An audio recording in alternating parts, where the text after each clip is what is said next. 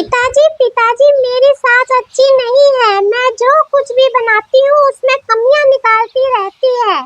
नहीं नहीं आरती बेटा, ऐसे नहीं बोलते, वो तुम्हारी माँ जैसी हैं। फिर रामानंद बैठ जी अपनी बेटी को समझा बुझाकर अपने ससुराल वापस भेज देते हैं। फिर दूसरे दिन ही वो अपनी सास के लिए खाना लेके जाती है। मम्मी जी खाना खा लीजिए।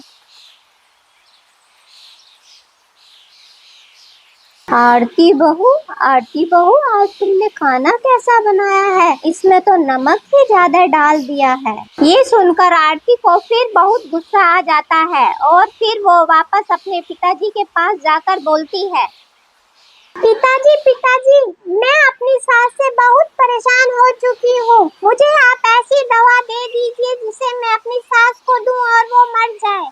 ठीक है बेटी, अगर तुम यही चाहती हो तो ये लो ये दवाई। तुम जब अपनी सास के लिए दूध लेके जाओ तो एक चुटकी इस दवा को उस दूध में मिला देना और रोज तुम एक चुटकी दवा दूध में मिलाना और धीरे धीरे तुम्हारी सास मर जाएगी और किसी को तुम्हारे ऊपर शक भी नहीं होगा। ठीक है पिताजी, अब मैं चलती हूँ।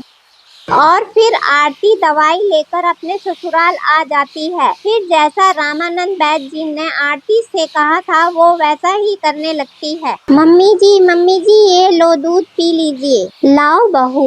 जानकी तोती दूध पी लेती है। फिर दूसरे दिन, मम्मी जी मैंने आपके लिए हलवा बनाया है, खाकर बताइए कैसा बना है।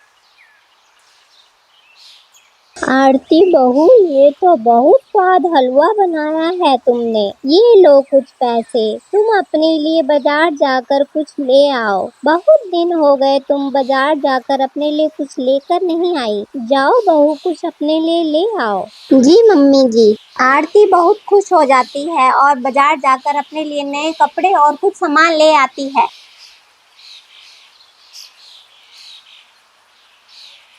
मम्मी जी ये लीजिए खाना खा लीजिए।